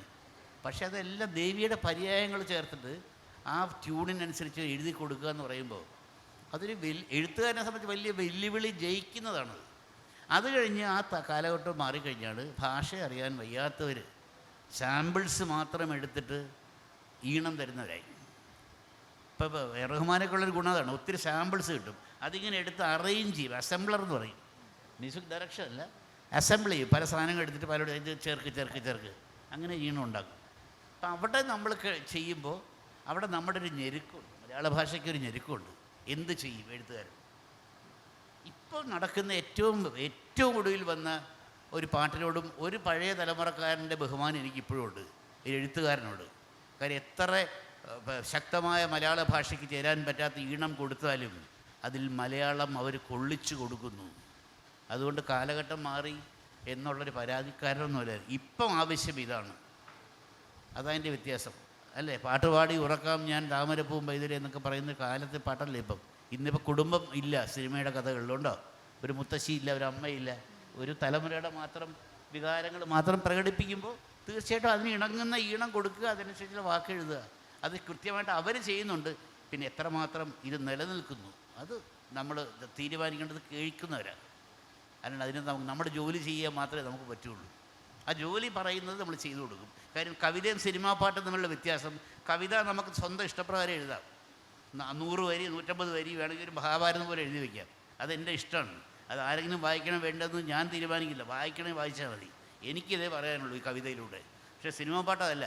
സംവിധായകൻ പറയുന്നത്, സംഗീത സംവിധായകൻ പറയുന്നത്, ഞാൻ ഈ ശരത്തെ നീ പാട്ട് എഴുതുന്നത് നിനക്ക് വേണ്ടിയല്ല, കേൾക്കുന്നവർക്ക് വേണ്ടിയാണ്. അപ്പോൾ കേൾക്കുന്നവർക്ക് വേണ്ടിയാണ് നമുക്ക് വേണ്ടിയല്ല എഴുതുന്നത്. അപ്പോൾ ചിലപ്പോൾ നമ്മുടെ ഇഷ്ടം മാറ്റി വയ്ക്കേണ്ടി വരും, അവർ പറയുന്നത് ചെയ്യേണ്ടി വരും. ജീവിതമല്ലേ, ശമ്പളം മേടിക്കണ്ടേ? വേണം. ഇതിനോട് കൂട്ടി വായിക്കേണ്ട ഒരു കാര്യം, പ്രശസ്തരായ ചില ഗാനരചയിതാക്കൾ ചില ഇൻ്റർവ്യൂസിലൊക്കെ പറഞ്ഞു കേട്ടിട്ടുള്ളതാണ്. ചിലപ്പോഴൊക്കെ സംഗീത സംവിധായകർ എഴുത്തുകാരെ കാണുന്നത് കീഴ്ശാന്തിക്കാരെ കാണുന്നത് പോലെയാണെന്നാണ്. സാറിനും അങ്ങനെ ഒരു അഭിപ്രായം ഉണ്ടോ? സമ്മർദ്ദം ഉണ്ടാക്കാറുണ്ട് ചിലർ. ഇല്ലയെന്ന് പറയുന്നില്ല. സമ്മർദ്ദം നല്ലതിനാണെങ്കിൽ നമ്മൾ ചെയ്യണമല്ലോ. അത് ഉണ്ടാകുന്ന പ്രശ്നം ചില ഇപ്പോൾ നമ്മൾ പണ്ടൊക്കെ കാലത്ത് എഴുതിയിട്ട് ട്യൂൺ ചെയ്യുന്നൊരു കാലഘട്ടത്തിൽ സംഗീത സംവിധായകൻ രണ്ടാമത്തെ ആളായിട്ടാണ് വരുന്നത്. ഇതാദ്യം സംവിധായകനും സംഗീത സംവിധായകനും കൂടെയാണ് ഒരുമിച്ചിരിക്കും. എന്നിട്ടൊരു ഈണം അങ്ങ് ഫിക്സ് ചെയ്യും. ഈണം ഫിക്സ് ചെയ്തിട്ട് അതനുസരിച്ചിട്ടാണ് നമ്മളെ വിളിക്കുക എഴുതാനായിട്ട്. ഈ വിളിച്ച് പാട്ട് സംവിധായകൻ എന്ന എല്ലാത്തിനും, സിനിമയുടെ ഏറ്റവും വലിയ ആൾ സംവിധായകനാണല്ലോ. പുള്ളിയാണല്ലോ ആൾക്കാരിലേക്ക് ഈ പടം കൊടുക്കുന്നത്. പുള്ളി ഓക്കെ പറഞ്ഞിട്ട് ഇത് മതി കേട്ടോ എന്ന് പറഞ്ഞ് തീരുമാനിച്ച സന്തോഷത്തോടെ പോരുമ്പോഴായിരിക്കും മ്യൂസിക് ഡയറക്ടറിൽ പറയും അത് വേണ്ട കേട്ടോ മാറ്റ്. അത് നമ്മളിങ്ങനെ വല്ലാണ്ട് അത് നല്ലൊരു തീരുമാനമാണെങ്കിൽ മാറ്റിയിട്ട് അങ്ങനെ ഒത്തിരി മാറ്റുന്നു കേട്ടോ. ഇത് പറഞ്ഞിട്ട് തിരുത്തി കൊടുക്കേണ്ട അവസ്ഥയുണ്ട്. പക്ഷേ അവരവരുടെ ഈണത്തിൻ്റെ ഒരു ഘടന പോലും മാറ്റത്തില്ല. മാറ്റാണ്ടാണ് നമ്മളോട് ഇത് മുഴുവൻ സമ്മർദ്ദം മുഴുവൻ നമുക്ക് തരുന്നത്. രാജാ സാറൊക്കെ നമ്മളിപ്പോൾ ഒരു വാക്ക് എഴുതുമ്പോൾ ഒരു മീറ്ററിന് ചെറിയ വ്യത്യാസം സാരില്ല സാറത്തെ, അത് ഞാൻ എൻ്റെ ട്യൂൺ മാറ്റിക്കോളാം എന്ന് പറയുമ്പോൾ നമുക്ക് കിട്ടുന്ന ഈ ഭാഷയോടുള്ളൊരു അംഗീകാരം വളരെ വലുതാണ്. ഇത് ഭാഷ അറിയാൻ വയ്യാത്ത അവരുടെ കുറ്റമല്ല, കാലഘട്ടം അതാണ്. അതുകൊണ്ട് അവർ നമ്മളിങ്ങനെ അവരുടെ കറക്റ്റ് ആ ബീറ്റിന് വേണ്ടി നമ്മളിങ്ങനെ സമ്മർദ്ദം ചെയ്യും. പക്ഷെ അവിടെ ഈ കഴിഞ്ഞ ദിവസം എനിക്ക് സങ്കടകരമായ കാര്യം ഞാൻ പറയട്ടെ. ആകപ്പാടെ 51 അക്ഷരമല്ലേ മലയാളത്തിലുള്ളൂ. അതിനകത്തൊരു 5-6 അക്ഷരം സാറേ അടുത്ത ട്യൂൺ തരുമ്പോൾ ആ 5-6 അക്ഷരം ഉപയോഗിക്കേണ്ടത്. അത് മ്യൂസിക്കലല്ല. ഒന്ന് ഓർത്ത് 5-6 അക്ഷരം കൂടെ ആദ്യം തരിക. ഇത് വച്ചിട്ട് പാട്ടിനകത്ത് ഈ വാക്ക് ചേർക്കരുത് അല്ലെങ്കിൽ ഈ അക്ഷരം ചേർക്കരുതെന്ന് പറയുമ്പോൾ ഓർത്ത് നോക്കുക. എന്ത് സങ്കടമല്ലേ മലയാളത്തിൽ. അല്ല അത് അവരെ ഞാൻ കുറ്റം പറയുകയല്ല, അവർ സൗണ്ടിങ് മാത്രമാണ് ചിന്തിക്കുന്നത്. ഇപ്പം നമ്മൾ മലയാളത്തിലെ ഏറ്റവും വലിയ പ്രത്യേകത അനുനാസികം, മൂക്കുകൊണ്ട് പാടുന്ന അതൊരു വലിയ എന്നുള്ള വാക്കുകളൊക്കെ നമുക്ക് ഒത്തിരി ഇത് കൊടുക്കാം ഇല്ലേ. അന്നു നിൻ്റെ ആ ഇന്നയ്ക്ക് കൊടുക്കുന്ന സ്ട്രെസ് ഇക്കയ്ക്ക് കൊടുക്കാൻ പറ്റില്ല. അവിടെ കടിക്കും. അവർ പറയുന്നത് ശരിയാണ്, പക്ഷേ എന്ന് പറഞ്ഞിട്ട് ഒരു എഴുത്തുകാരെ സംബന്ധിച്ച് അവിടെ വേണ്ട അത് മാറ്റി വയ്ക്കുക എന്ന് പറയുമ്പോൾ ഉണ്ടാകുന്നൊരു വേദനയില്ലേ. അത് ശരിയാണ്. അത് പക്ഷേ അത് അറിയാവുന്ന ഒരാളാണെങ്കിൽ ഇത് പറയില്ല. അവരെവിടെയെങ്കിലും അത് തേച്ച് മിനുക്കാൻ ശ്രമിക്കുന്നില്ല എന്ന ദുഃഖം മാത്രമേ ഉള്ളൂ. അതുപോലെ പലപ്പോഴും സിനിമയിൽ ചേർത്ത് പറയുന്ന സമയത്ത് കോക്കസ് എന്ന വാക്ക് നമ്മൾ കേൾക്കാറുണ്ട്. സിനിമ സൗഹൃദ കൂട്ടായ്മയാവാം, അതിൽ പെടുന്ന ആളുകൾക്ക് ചിലപ്പോൾ അവസരങ്ങൾ കൂടുതൽ കിട്ടും. എങ്ങനെയാണ് അത്തരം എന്തെങ്കിലും ദുരനുഭവം സംഗീത മേഖലയിലുള്ളതായി തോന്നിയിട്ടുണ്ടോ? ഉണ്ടായിട്ടൊക്കെ ഉണ്ട് അത്. പക്ഷേ അത് ഞാൻ തുറന്ന് പറയുന്നില്ല. കാര്യം ഇപ്പോൾ ഒന്നെങ്കിൽ സൗഹൃദമായിരിക്കാം, ഇല്ലെങ്കിൽ രണ്ടർത്ഥത്തിൽ കൊടുക്കാം. നന്നായി എഴുതി വരുന്നു എന്ന് പറയുമ്പോൾ ഉണ്ടാകുന്നൊരു പ്രശ്നം ഞാൻ കേട്ടിട്ടുള്ളത്, ഒരു 2 തലമുറയിലെ ആൾക്കാർ ഒരേ മേഖലയിൽ വിജയിക്കണ്ട. അതൊരാൾ എന്നോട് രഹസ്യമായിട്ട് പറഞ്ഞതാണ് കേട്ടോ. ഒരാൾ എഴുതി, അതിനടുത്ത തലമുറയും കൂടി എഴുതി അങ്ങോട്ട് അഹങ്കരിക്കണ്ട എന്നുള്ള സങ്കടം ഞാൻ കേട്ടിട്ടുണ്ട്. അതുണ്ട്. മറ്റ് സൗഹൃദത്തിൻ്റെ പേരിൽ ചിലപ്പോൾ നമുക്ക് വളരെ അക്സസിബിളായിട്ടുള്ള ആളുമായിട്ടിരുന്ന് പാട്ട് ചെയ്യുമ്പോൾ വഴക്കുണ്ടാക്കാം. അതൊരു പിണക്കമൊന്നും ആവില്ല. അതൊരു ഫ്രീഡമാണ്, അത് ശരിയാണ്. പക്ഷേ അത് മാത്രമല്ല, എന്തെഴുതി കൊടുത്താലും ഇത് വേണ്ട ഇത് വേണ്ട ഇത് വേണ്ട ഇത് വേണ്ട എന്ന് പറയുമ്പം അതെന്താണെന്ന് രണ്ടാമത് നമ്മൾ ആലോചിക്കുക. അപ്പോൾ എന്ത് ചെയ്യും? വഴക്കുണ്ടാക്കാൻ നിൽക്കത്തില്ല, പതുക്കെ പെട്ടി എടുത്തുകൊണ്ടങ്ങ് പോകും. അത് കോക്കസ് ആണെന്ന് ചോദിച്ചാൽ ആ വാക്കിന് പ്രസക്തിയില്ല. എന്തോ ഒരു ഇഷ്ടക്കേടോ പൊരുത്തമില്ലായ്മയോ അവിടെ ഉണ്ട് എന്ന് നമുക്ക് മനസ്സിലാക്കിയിട്ട് മിണ്ടാണ്ട് കാര്യം പണ്ട് പറയുവേ, പറഞ്ഞാൽ പരിഭവമാകും, കരഞ്ഞാൽ പരാജയമാകും, ചിരിച്ചാൽ പരിഹാസമാകും, മൗനമാണ് ഉത്തമം എന്ന് പറയുന്ന പോലെ ചിലപ്പം അങ്ങനെയൊക്കെ ഉണ്ടായിട്ടുണ്ട്. ഇപ്പോൾ ജയചന്ദ്രൻ സാറ് പറഞ്ഞു കേട്ടിട്ടുണ്ട്, ചില പാട്ടുകൾ പാടിയതിന് ശേഷം അത് മാറ്റിയിട്ടുണ്ട്, പിന്നീട് അത് പുറത്ത് റിലീസാവുന്ന സമയത്ത് വേറൊരാളുടെ ശബ്ദത്തിലായിരിക്കും അത് വരുന്നതെന്ന്. അങ്ങനെ എന്തെങ്കിലും അനുഭവം ഉണ്ടായിട്ടുണ്ടോ പാട്ട് എഴുതി? ഇഷ്ടം പോലെ. പക്ഷെ അവിടെയൊക്കെ നമ്മളെ തന്നെ ആശ്വസിപ്പിക്കുന്നുണ്ടോ? അതേ പറ്റുള്ളൂ. കാര്യം ഒരു സിറ്റുവേഷൻ പല ഗാനരചയിതാക്കൾ കൊടുത്തതായിട്ട് എനിക്കറിയാം, നമ്മളറിയില്ല. എനിക്ക് തന്നെ അതേ സന്ദർഭം വേറെ 3-4 പേർ കൊടുത്തിട്ട് അതിൽ നല്ലത് നോക്കി എടുക്കും. നമ്മൾ ഈ പറഞ്ഞ പോലെ ബ്ലോക്കിലെ കാളയെ പോലെ ജോലി ചെയ്തുകൊണ്ടിരിക്കും, ഒരു പ്രയോജനം ഉണ്ടാവില്ല. അങ്ങനെയൊക്കെ ഉണ്ടായിട്ടുണ്ട്. പക്ഷേ അത് നമ്മൾ രണ്ടർത്ഥത്തിൽ എടുക്കാം. അതൊരു പകയായിട്ട് വേണമെങ്കിൽ എടുക്കാം. നമ്മളെ പൈസയും തരത്തില്ല, അതാണ് സങ്കടം. നമ്മളതിനു വേണ്ടി സമയം കുറേ കളയുകയും ചെയ്തു. നമുക്ക് 5 പൈസയും തരത്തില്ല, നമ്മുടെ പാട്ടതിനകത്ത് വന്നില്ല. ഇതൊക്കെ ആദ്യകാലത്ത് ഭയങ്കര വേദന ഉണ്ടാക്കി. പിന്നീട് നമുക്കറിയാലോ, ഇപ്പം നമ്മളൊരു തുണിക്കട ചെന്നാൽ അവർ 100 തുണി എടുത്തിടും, നമ്മൾ ചിലപ്പോൾ എടുക്കില്ല, ഇറങ്ങിപ്പോരും. അപ്പോൾ അവർക്കൊരു പ്രയാസം ഉണ്ടാവില്ലേ? പക്ഷേ കുറ്റം പറയാൻ പറ്റില്ല, ഈ വരുന്ന ആൾക്ക് ഇഷ്ടപ്പെട്ടില്ല. അത്ര ഈസി ആയിട്ട് അതിനെ കണ്ടു തുടങ്ങി. ഞാനൊക്കെ പിന്നെ അങ്ങനെയായിട്ട് നമ്മൾ തിരിച്ച് മനസ്സിലാക്കിയത്, നമ്മൾ എടുക്കണം നിർബന്ധമൊന്നുമില്ല, അതുപോലെയുള്ളത്. അതുപോലെ പുതുതലമുറയിലെ പാട്ടെഴുത്തുകാരോട്, അല്ലെങ്കിൽ ഈ ഒരു ഫീൽഡിലേക്ക് ഒരു പാട്ടെഴുത്തുകാരനാവണമെന്ന് ആഗ്രഹിച്ച് കടന്നു വരുന്നവരോട് എന്താണ് സാറിൻ്റെ അനുഭവത്തിൽ നിന്ന് ഒരു ഉപദേശമോ? അല്ലെങ്കിൽ ഇപ്പം നിലവിൽ ഏറ്റവും ഇപ്പോൾ എഴുതുന്ന ഓരോരുത്തരും എനിക്കറിയാം. അല്ല, എനിക്ക് ഏറ്റവും ഇഷ്ടം ഒരാളുടെ പേര് പറഞ്ഞാൽ ബാക്കിയുള്ളവർക്ക് സങ്കടം വരും. പക്ഷേ ഓരോരുത്തരും അവർ ചെയ്യുന്ന മേഖലയിൽ അവർ നന്നായി. എനിക്കത് ഞാൻ പലപ്പോഴും പറഞ്ഞിട്ടുള്ള കാര്യമാണ്. ഒരു പാട്ട് ആവേശം എന്നുള്ള സിനിമയിലെ പാട്ടിനെ കുറിച്ചൊക്കെ ഭയങ്കര ഭീകരമായി നിരൂപകർ എന്ന് പറയുന്ന ആൾക്കാർ വെറുതെ വർത്തമാനം പറഞ്ഞ് വഷളാക്കി. അതിനകത്തൊക്കെ ചില വരികളുണ്ട് കേട്ടോ, അത് കേൾക്കാഞ്ഞിട്ടാ. കരയാൻ എനിക്ക് കണ്ണീരില്ല. കാരണം എന്നറിയോ? കണ്ണീരൊപ്പാൻ ആളില്ല. പണ്ട് കാലത്ത് നമ്മൾ കരഞ്ഞാൽ ആരെങ്കിലും വന്ന് നമ്മുടെ കണ്ണീരൊപ്പും, ഇല്ലേ? ഇന്ന് അത് കാരണം എനിക്ക് കണ്ണീരില്ല ഇപ്പോൾ. കാര്യം ഇന്ന് കരഞ്ഞാൽ കണ്ണീരൊപ്പന, അത് ഈ കാലത്ത് എന്ത് പ്രസക്തമായ കാര്യം? അത് തെറ്റാന്ന് പറയാൻ പറ്റുമോ? ഞാൻ പറയുന്നില്ല, ആര് പറഞ്ഞാലും. അത് കിട്ടിയ ഈണത്തിൽ ആ ഒരു ആശയം കൊണ്ട് വയ്ക്കുന്ന ആ എഴുത്തുകാരൻ, അതാരാണെങ്കിലും നമ്മളെക്കാൾ വളരെ എൻ്റെ മോളുടെ പ്രായം ഉണ്ടാവുള്ളൂ, പക്ഷേ അവനെ നമ്മൾ സല്യൂട്ട് കൊടുക്കും, അത് വേറെ കാര്യം. അതുപോലെ അച്ഛൻ്റെ ഒരു പാട്ട് സന്യാസിനി നിൻ പുണ്യാശ്രമത്തിൽ, ആ പാട്ട് ആദ്യ ഭാര്യയെക്കുറിച്ച് എഴുതിയതാണെന്ന് കേട്ടിട്ടുണ്ട്. അതല്ല, സാറാണ് അതിന് അങ്ങനെ ഒരു വ്യാഖ്യാനം കൊടുത്തത് കേട്ടിട്ടുണ്ട്. ഞാൻ ഉണ്ടാക്കിയ കഥ. കാര്യം വല്യമ്മ 9 കൊല്ലം അച്ഛൻ്റെ കൂടെ കഴിഞ്ഞു, കുഞ്ഞുങ്ങളുണ്ടായില്ല. മുത്തശ്ശിയമ്മയ്ക്ക്, അതായത് അച്ഛൻ്റെ അമ്മയ്ക്ക് ആശങ്കയായി. കാര്യം മുത്തശ്ശിയമ്മ തന്നെ പ്രസവിച്ചത് 16 വയസ്സിൽ, അന്ന് കല്യാണം കഴിച്ചിട്ട് 32 വയസ്സിലാണ്. പെറാത്തവൾ മച്ചി എന്നൊക്കെ പഴയ ഭാഷ കേട്ട് കളിയാക്കി സഹിച്ച് അങ്ങനെ 32ാമത്തെ വയസ്സിലാണ് അച്ഛനെ പ്രസവിക്കുന്നത്. ഇത് ആവർത്തിക്കുമോ, ഒരു തലമുറ നശിക്കുമോ എന്നൊരു ഏതമ്മയുടെ ആശങ്കയുണ്ടാവുമല്ലോ. അങ്ങനെയാണ് അമ്മയുടെ വലിയമ്മയുടെ സഹോദരിയായ അമ്മയെ കല്യാണം കഴിക്കുന്നതും. വല്യമ്മ പ്രസവിച്ചിരുന്നെങ്കിൽ ഞാനിവിടെ ഇരിക്കത്തില്ല, ഞാൻ വേറെ ആരുടെയെങ്കിലും മകനായിട്ടില്ലേ, അല്ലേ? വല്യമ്മ പ്രസവിച്ചില്ല. അപ്പോൾ അന്നിങ്ങനെ ഇരുന്നപ്പോൾ വല്യമ്മയെ ഒറ്റപ്പെട്ട് ഇരിക്കുന്നൊരു സാഹചര്യമുണ്ട്. വേറെ കല്യാണം കഴിച്ചൊന്നുമില്ല. അപ്പം ഞാനിങ്ങനെ എനിക്ക് തോന്നി, ഒരു ദൂരദർശൻ്റെ പരിപാടിക്ക് വല്യമ്മയെ നമ്മളങ്ങനെ ചേർത്ത് പിടിക്കുന്നവരാണ്. പക്ഷേ വിളിച്ചാൽ വരില്ലായിരുന്നു, എത്ര വിളിച്ചാലും വരില്ല. ഞാൻ പറഞ്ഞു ഞാൻ നോക്കിക്കോളാം, വാ, വരത്തില്ല. അപ്പോൾ എനിക്ക് തോന്നി ഇതൊരു കൊള്ളാവുന്ന പരിപാടിയിൽ അങ്ങനെ സന്യാസിനിയെ വല്യമ്മയെക്കുറിച്ച് എഴുതിയ പാട്ടാണെന്ന് ഞാനങ്ങോട്ട് ദൂരദർശനിൽ കൂടെ പറഞ്ഞു. വല്യമ്മയ്ക്ക് അത് ഭയങ്കരമായ ആനന്ദം ഉണ്ടാക്കി. നീയൊന്നും എന്നെയൊന്നും മറന്നില്ലല്ലോ മോനെ, ഞാൻ പെറ്റില്ലെങ്കിലും നീയൊക്കെ എന്നെ അമ്മയെന്ന് വിളിക്കുന്നതിന് അർത്ഥമുണ്ടെന്നൊക്കെ അങ്ങനെ മനസ്സിലായി. വല്യമ്മ മരിച്ചു കഴിഞ്ഞിട്ട് എനിക്ക് ഭയങ്കര സങ്കടം ഉണ്ടായ കാര്യമാട്ടോ, കേൾക്കണേ. അവിടെയാണ് അതിൻ്റെ ഇതിൽ ടേണിംഗ് പോയിൻ്റ് വരുന്നത്. അതായത് വല്യമ്മ മരിച്ചു. അപ്പം ഞാൻ ഇതുപോലെ ഇൻ്റർവ്യൂവിൽ പറഞ്ഞു, സന്യാസിനി ഇനി ഞാൻ വയ്ക്കുന്നില്ല, കാര്യം വല്യമ്മ മരിച്ചു, വല്യമ്മയുടെ സന്തോഷത്തിന് വേണ്ടിയാണ് ഈ പാട്ട് ഞാൻ പറഞ്ഞെപ്പോഴും വച്ചുകൊണ്ടിരിക്കുന്നത് എന്ന് പറഞ്ഞാൽ ആ പരിപാടി കഴിഞ്ഞ് എനിക്കൊരു ഫോൺ വന്നു. ആരാന്ന് എനിക്ക് ഇപ്പോഴും അറിയില്ല. മോനെ, ആ സന്യാസിനി മരിച്ചിട്ടില്ല കേട്ടോ, ഇപ്പോഴും ഉണ്ടെന്ന്. ആരോ ഒരാൾ, ആരോ എനിക്കറിയില്ല. അതൊരു രഹസ്യം. എന്ത് രസമല്ലേ അമ്മയെ കിട്ടാനായിട്ട് അലഞ്ഞു നടക്കുന്നു. അമ്മയ്ക്കുള്ള ഏറ്റവും വലിയ ഗുണം എന്തറിയോ? അത് നമ്മൾ മനസ്സിലാക്കേണ്ട കാര്യമാണ്. അമ്മയെന്നിപ്പോൾ പ്രിയയുടെ അമ്മ എനിക്ക് അമ്മയെന്ന് വിളിക്കാം, അതിന് പരാതി പറയുമോ? ആരുടെ അമ്മയും വേണമെങ്കിൽ അമ്മയെന്ന് വിളിക്കാം. പക്ഷെ അച്ഛാന്നാരെ വിളിക്കും?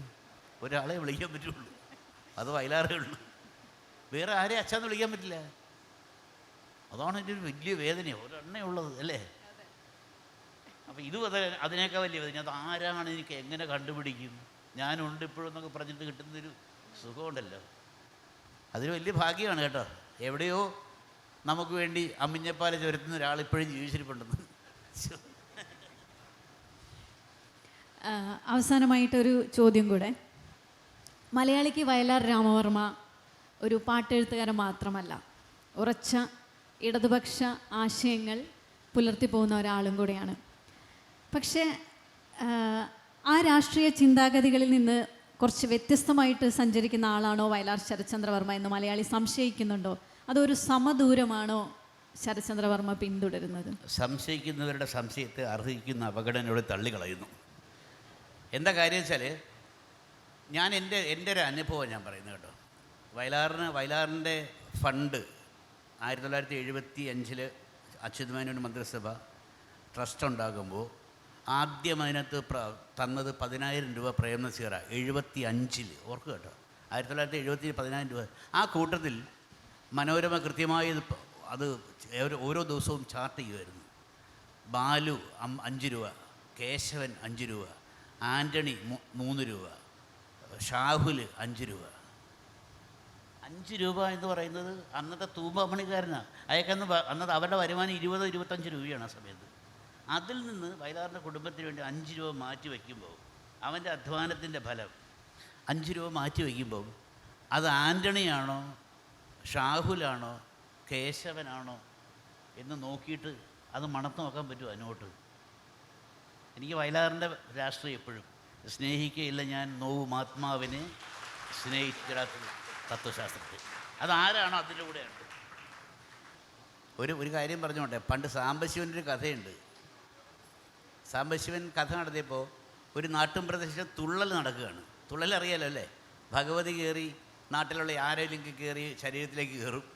അപ്പോൾ പുള്ളി അങ്ങോട്ട് ഭഗവതിയായിട്ട് മാറിയിട്ട്, ഉണ്ണികളെ നിങ്ങൾക്ക് എന്ത് പ്രശ്നങ്ങളും ചോദിക്കാം, എന്ത് ചോദ്യത്തിനും നമ്മൾ പരിഹാരം കണ്ട് തരും എന്നൊക്കെ പറഞ്ഞങ്ങനെ തുള്ളിക്കൊണ്ട സമയത്ത് ആ ഒരു വർഷം തുള്ളിയത് ഒരു പാവം സ്കൂളിൽ പോകാത്ത പശുവിനെ കറക്കുന്ന ആളായിരുന്നു. പുള്ളി വിദ്യാഭ്യാസമൊന്നുമില്ല. അപ്പോൾ ഇത് കണ്ടുകൊണ്ടിരിക്കുന്ന രണ്ട് കുസൃതി, ഇപ്പോഴത്തെ പോലെ കുസൃതി ചെറുപ്പക്കാരൊന്നും ഉണ്ടാവുമല്ലോ അവരുടെ തലയിൽ. അപ്പോൾ ഇങ്ങനെ ചുള്ളിക്കൊണ്ട് ഉണ്ണികളെ ചോദിച്ചോളൂ എന്ന് പറഞ്ഞു. ഉടനെ അവിടുന്ന് 2 പേര്, ഭഗവതി ചന്ദ്രനിൽ ആദ്യമായി കാലുകുത്തിയ 2 പേരുടെ പേരൊന്ന് പറയാമോ? ഉടനെ ഉറഞ്ഞു തുള്ളിക്കൊണ്ട് പുള്ളി, ഉണ്ണികളെ കുഴയ്ക്കുന്ന ചോദ്യങ്ങളൊന്നും ചോദിക്കുന്നു എന്ന് പറഞ്ഞ പോലെ കുഴയ്ക്കുന്നത് ചോദിച്ചോളൂ.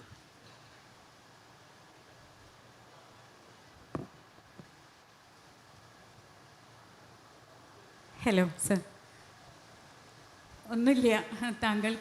താങ്കൾ എഴുതിയതിൽ ഏറ്റവും ഇഷ്ടമുള്ള പാട്ടുകൾ ഏതാണെന്ന് ചോദിക്കാനാണ്, വേറൊന്നുമല്ല. കുറച്ച് പാട്ടുകളൊന്ന് ഓർക്കാലോ എന്ന് വിചാരിച്ചു. നമുക്ക് അങ്ങനെ പറയാൻ പറ്റില്ല, കാര്യം ഇതെല്ലാം ഓരോ മാനസികാവസ്ഥ എഴുതുന്ന പാട്ടല്ലേ. അതുകൊണ്ട് തന്നെ ഒന്നിനോടിപ്പോൾ നമുക്ക് ഈ പറഞ്ഞ പോലെ എല്ലാവരും പറയുന്ന കാര്യം, 4 മക്കളുണ്ടെങ്കിൽ സുന്ദരിയായ കുഞ്ഞിനോട് കൂടുതൽ സ്നേഹം ഉണ്ടാകുക, കൂടുതൽ കേട്ട പാട്ടുകളോട് സ്നേഹം ഉണ്ടാകുക, കുറച്ച് നേരെ ആൾക്കാർ കേട്ടുള്ളൂ. 4 പേരിൽ ഏറ്റവും സുന്ദരിയായ മകള് മോശമാണ് എന്ന് പറയാൻ നമുക്ക് എല്ലാത്തിനും ഒരേ സ്ട്രെയിനാണ് നമ്മൾ എടുത്തിരിക്കുന്നത്. വേദനിക്കുന്ന ഒരുപോലെ തന്നെയാണ് അല്ലേ? നമ്മൾ 4 കുഞ്ഞുങ്ങളെ പ്രസവിച്ചാൽ നമ്മുടെ പ്രസവ വേദന ഒന്ന് തന്നെയാണ്. ചിലപ്പോൾ സൗന്ദര്യം ഉണ്ടാകൊണ്ടിരിക്കുമോ, എല്ലാം ഒരുപോലെയാണ്. ഹലോ, കേൾക്കാം. ഒരു പാട്ട്, ഒരു സിനിമ സംഗീതം അത് ജനകീയമാകുന്നത് അല്ലെങ്കിൽ ആസ്വാദ്യകരമാകുന്നത് അല്ലെങ്കിൽ നമ്മളുടെ ഹൃദയത്തെ വശീകരിക്കുന്നത് അതിൻ്റെ വാക്കുകളുടെ അല്ലെങ്കിൽ വരികളുടെ അർത്ഥം കൊണ്ടാണോ അതോ അതിൻ്റെ ഈണത്തിനാണോ? ഫസ്റ്റ് പ്രിഫറൻസ് വരുന്നത് ഈണത്തിനാണോ അതിൻ്റെ വരികളുടെ അർത്ഥത്തിനാണോ എന്നാണ് ഞാൻ ചോദിക്കുന്നത്. അതിൻ്റെ കാരണം നമ്മൾക്ക് അർത്ഥമറിയാത്ത മറ്റു ഭാഷകളിലുള്ള പാട്ടുകൾ നമ്മളിവിടെ കൊണ്ടാടാറുണ്ട്. അപ്പോൾ എൻ്റെ പ്രഥമ പരിഗണന ഏതിനാണ്? വളരെ നല്ല ചോദ്യമാണ്. കാര്യം വെച്ചാൽ എന്നെ സംബന്ധിച്ച് ഞാനൊരു കേട്ടോ, പേരെന്താണ്? പേര് ആഷിക്ക്. ആഷിക്ക്. വളരെ കാര്യം വെച്ചാൽ ഞാൻ എനിക്ക് ഇഷ്ടമുള്ള പാട്ടുകൾ, ഞാൻ ഹിന്ദി പാട്ടുകൾ കേൾക്കും. പക്ഷേ ഞാൻ ഒരു പാട്ടും ഇഷ്ടപ്പെടുന്നില്ല. കാര്യം എനിക്കതിൻ്റെ അർത്ഥം അറിയാൻ വയ്യ. പക്ഷേ മേരാ ജീവൻ കോരാ കാഗസ് കോരാ ഹീ റഗയ എന്നുള്ള അർത്ഥം പറഞ്ഞപ്പം എനിക്ക് ആ പാട്ടിനോട് പ്രണയം വന്നു. എൻ്റെ ജീവിതം ഒരു വെളുത്ത കടലാസാണ്, അതിലെഴുതിയിരിക്കുന്നത് നിൻ്റെ പേരാണ് എന്ന് പറയുമ്പോൾ കിട്ടുന്ന സുഖം അതൊരു ഒരു പക്ഷേ എഴുത്തുകാരൻ എന്നുള്ള എൻ്റെ ഒരു സ്വാർത്ഥതയായിരിക്കാം. ഉദാഹരണം ഞാൻ പറഞ്ഞുതരാം. ഇപ്പം തങ്കത്താഴ്ക കുടമല്ല, താരാപഥത്തിലെ രഥമല്ല, ചന്ദ്രബിംബം കവികൾ പുകഴ്ത്തിയ സ്വർണ്ണമയൂരമല്ല. ഒരുമാതിരി വായിച്ചവർക്ക് ഇത് മനസ്സിലാവുള്ളൂ എന്താ കുന്തോന്നല്ലേ. വായിച്ച സാധാരണ ഒരു മനുഷ്യൻ മനസ്സിലാവുക. പക്ഷെ അവനെ ശ്രദ്ധിപ്പിക്കണമെങ്കിൽ അതാണ് സംഗീതത്തിൻ്റെ ഗുണം.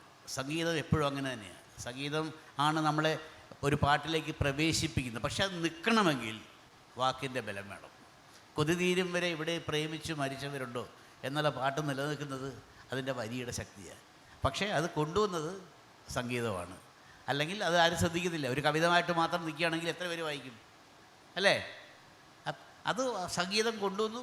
പക്ഷേ വാക്കിൻ്റെ ബലത്തിലാണ് ഇപ്പോഴും അത് നിൽക്കുന്നത്. അവിടെയാണ് എൻ്റെ പ്രസക്തി. രണ്ടിനും രണ്ട് ഇതാണ് കേട്ടോ. ഭാര്യ കാമുകിയാവല്ല, കാമുകി ഭാര്യ എന്നുപോലെ സംഗീതം കാമുകിയും അക്ഷരം വരുമ്പോൾ അവൾ ഭാര്യയും കൂടെ ആകുമ്പോഴത്തേക്ക് നല്ല ഉറപ്പ് കിട്ടില്ല. ജോലി നഷ്ടപ്പെട്ടു എന്ന് പറഞ്ഞതുപോലെ ഒരു ജോലി അല്ലാതെ ഒരു എഴുത്തുകാരനായിട്ടില്ലായിരുന്നെങ്കിൽ ഒരു ഗായകനാക്കുമായിരുന്നു എന്ന് എനിക്കിപ്പോൾ തോന്നുകയാണ്. അപ്പോൾ പ്രിയപ്പെട്ട ഒരു പാട്ട് ഒരു 4 വരി ഒന്ന് പാടാവോ? ഈ നമ്മൾ അറിയാൻ വയ്യാത്ത കാര്യങ്ങൾ ചെയ്യുമ്പോൾ ഭയം വേണ്ടെന്ന് പറയും.